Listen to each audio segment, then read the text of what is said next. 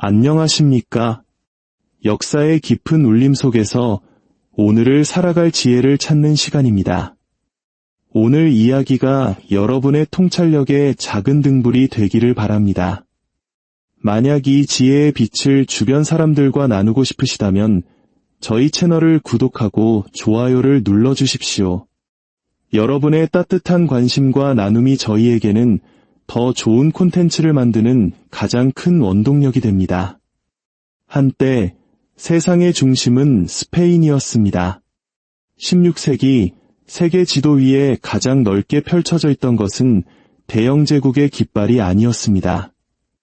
바로 스페인 왕가의 깃발이었습니다. 유럽에서 아프리카, 아메리카 대륙을 넘어 아시아까지 인류 역사상 처음으로 단 하나의 왕조가 전 세계에 걸쳐 영토를 지배했습니다.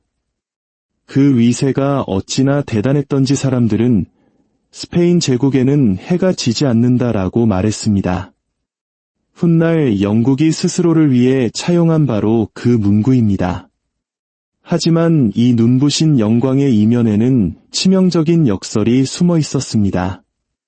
인류 역사상 가장 부유했던 제국이 바로 그 보물의 무게에 짓눌려 스스로 붕괴하고 말았다는 사실입니다. 이야기가 오늘날 우리에게 중요한 이유는 무엇일까요? 스페인처럼 현대 사회 역시 갑자기 불어난 돈을 영원한 부와 착각하는 경향이 있기 때문입니다. 그리고 역사는 그러한 착각 뒤에 따라오는 추락이 얼마나 무자비한지를 똑똑히 보여줍니다. 1492년 스페인이 신대륙의 문을 열었을 때 그들은 유럽의 어떤 강대국도 상상하지 못했던 거대한 노다지를 발견했습니다. 금과 은이 그야말로 폭포수처럼 쏟아져 들어왔습니다. 1521년 멕시코 정복은 아즈텍 제국을 무너뜨리고 사카테카스의 거대한 은광을 열었습니다. 그리고 10년 후 페루에서 잉카 제국이 무너지자 사람을 잡아먹는 산이라는 악명 높은 포토시 은광이 세상에 드러났습니다.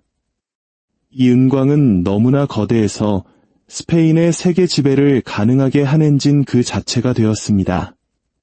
한 세기가 넘는 시간 동안 거대한 함대들은 이 보물들을 싣고 대서양을 건넜습니다. 1500년에서 1650년 사이 스페인이 신대륙에서 본국으로 들여온 은은 약 18만 톤, 금은 2000톤에 달했습니다. 이는 이전 1000년 동안 유럽 전체가 채굴한 양보다도 많은 것이었습니다. 이 거대한 은의 물결은 단순히 유럽을 바꾼 것이 아니라 전 세계를 재편했습니다. 스페인의 세비야와 카디스 항구에서 출발한 은은 지중해를 거쳐 동쪽으로 네덜란드가 있는 저지대 국가들로 그리고 태평양을 건너 필리핀의 마닐라까지 운반되었습니다. 마닐라에서 이 은은 중국의 비단과 도자기와 교환되었습니다. 역사상 처음으로 세계 경제가 하나의 거대한 시스템으로 엮이기 시작했고 스페인은 바로 그 중심에 앉아 있었습니다. 그 규모를 실감하기 위해 잠시 비교를 해보겠습니다. 1607년 북아메리카의 영국인들이 제임스타운이라는 첫 정착촌을 세웠을 때 그곳은 겨우 생존을 걱정하는 늪지대의 작은 마을에 불과했습니다. 하지만 같은 시기 스페인이 통치하던 멕시코시티에는 이미 대학과 인쇄소, 웅장한 대성당들이 들어서 있었습니다. 페루의 리마 역시 번영하는 대도시였습니다. 심지어 오늘날 미국의 플로리다에 있는 세인트 어거스틴은 1565년에 세워진 미국 최초의 유럽인 영구 정착지였습니다. 제임스타운보다 무려 40년이나 앞선 것이죠. 스페인은 단순히 앞서 나간 것이 아니었습니다. 경쟁자들이 아직 걸음마를 떼고 있을 때 그들은 이미 전 지구적인 인프라를 구축하고 있었던 것입니다. 하지만 보물의 강물은 제국 내부의 부패를 감추고 있었습니다. 스페인은 보물을 진정한 부와 혼동했습니다. 은은 실제했지만 그 사용 방식은 제국을 안에서부터 텅 비게 만들었습니다. 첫 번째 재앙은 인플레이션이었습니다. 1500년에서 1600년 사이 스페인의 물가는 무려 4배나 폭등했습니다. 나라의 창고는 은으로 넘쳐났지만 평범한 스페인 사람들은 빵 한 조각, 옷 한 벌 사기조차 버거워졌습니다. 왜 이런 일이 일어났을까요? 돈은 희소할 때 가치를 지닙니다. 너무 많은 은이 시중에 풀리자 돈의 힘이 무너져 내린 것입니다. 마을에서 빵 한 개가 동전 한 잎에 팔린다고 상상해 보십시오. 갑자기 동전의 양이 10배로 늘어났지만 빵집 주인이 굽는 빵의 양은 그대로입니다. 그러면 빵값은 치솟기 시작합니다. 동전 2잎, 3잎, 4잎으로 오릅니다. 빵이 더 맛있어져서가 아니라 돈의 가치가 약해졌기 때문입니다. 이것이 바로 스페인의 현실이었습니다. 훗날 경제학자들은 이를 가격혁명이라 불렀습니다. 너무 많은 은이 너무 적은 상품 속으로 너무 빨리 흘러들어가면서 발생한 세계 최초의 전 지구적 인플레이션이었습니다. 귀족, 상인, 은행가 같은 부유층은 물가가 오르기 전에 먼저 이익을 챙겼습니다. 하지만 고정된 임금을 받는 노동자들의 삶은 날이 갈수록 비참해졌습니다. 신대륙에서 은이 더 많이 도착할수록 서민들은 더욱 가난해지는 잔인한 역설이 벌어진 것입니다. 스페인의 축복이어야 했던 것이 독이 되어버렸습니다. 설상가상으로 스페인은 그 막대한 부를 낭비했습니다. 산업이나 사회 기반 시설에 투자하는 대신 그들은 은을 수입품을 사들이는 데 쏟아부었습니다. 이탈리아, 네덜란드, 독일의 상인들은 스페인 귀족들에게 사치품을 팔아 막대한 부를 쌓았습니다.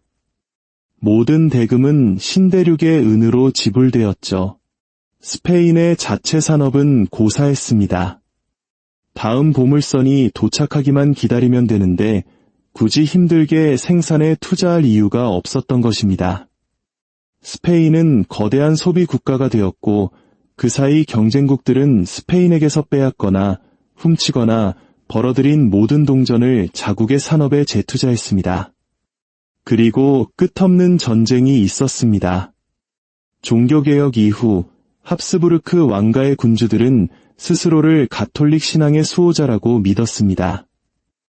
이 역할은 상상을 초월하는 비용을 필요로 했습니다. 신대륙의 보물은 오스만 제국과의 전쟁, 네덜란드 독립운동을 진압하기 위한 군사작전, 프랑스 위근호 전쟁 개입 등에 끝없이 투입되었습니다.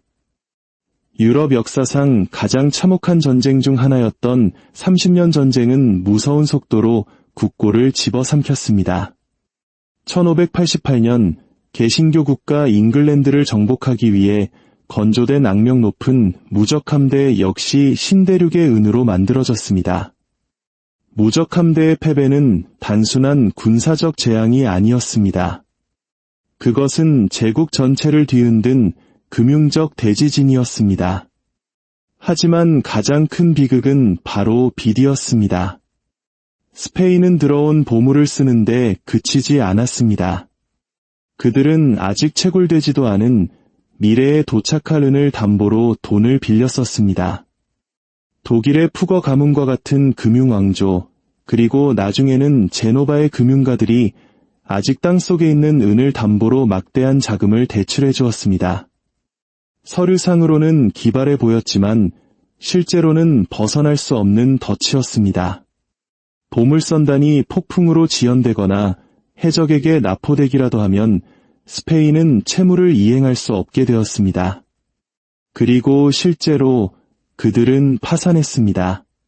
1557년, 1575년, 1596년, 그리고 1607년. 상상해 보십시오.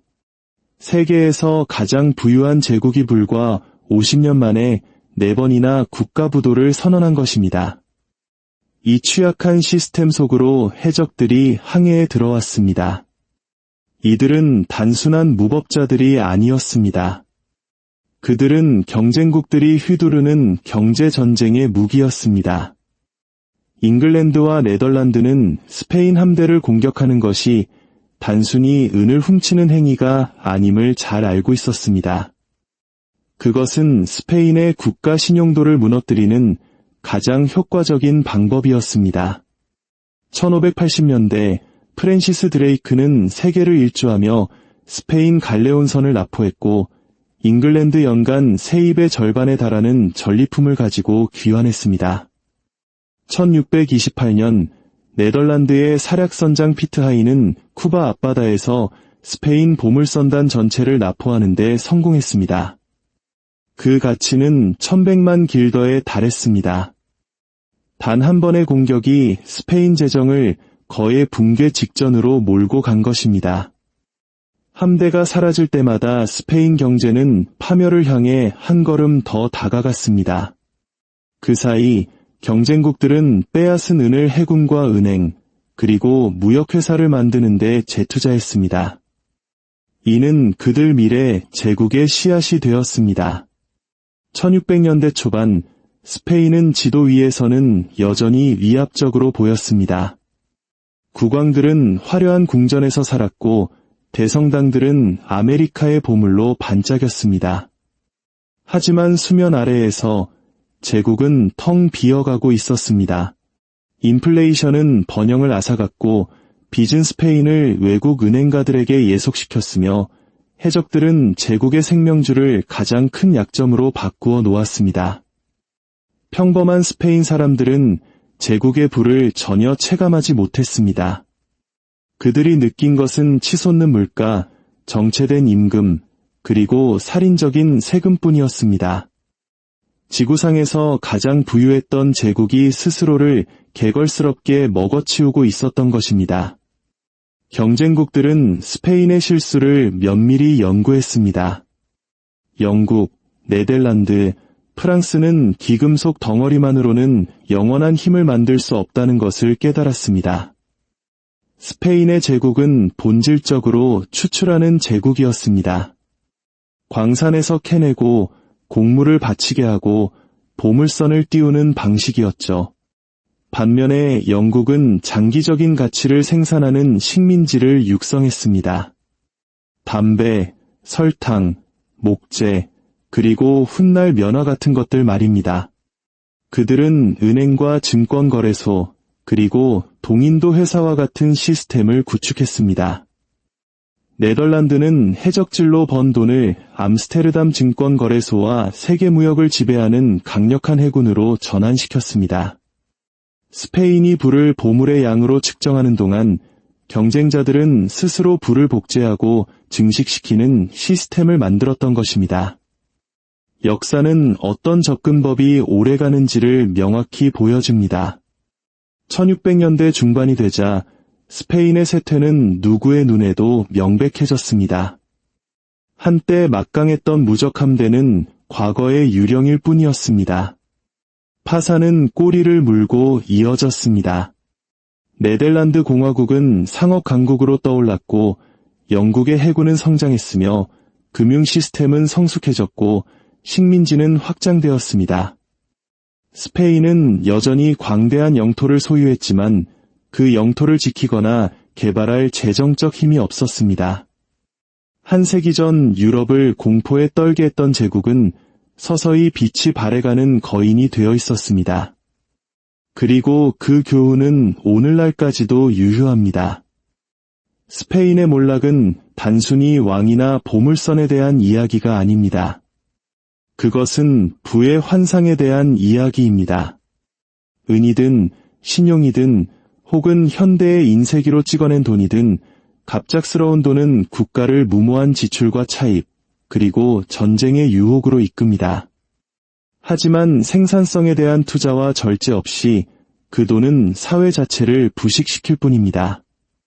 평범한 스페인 사람들은 그것을 온몸으로 겪었습니다.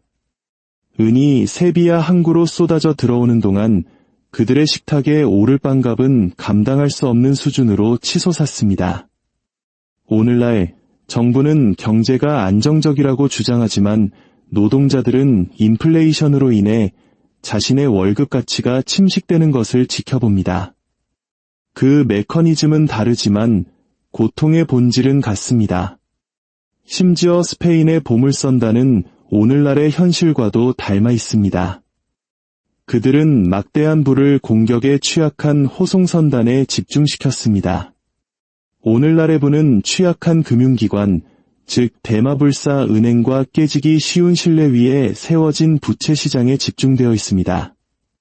1628년 한 함대가 침몰했을 때 스페인 전체가 휘청거렸듯 오늘날 단 하나의 거대 은행이 무너지면 전 세계 금융시장이 공포에 떱니다. 그 유사점은 너무나도 명확합니다. 진실은 때로 잔혹합니다. 보물은 부가 아닙니다. 은은 안보가 아닙니다.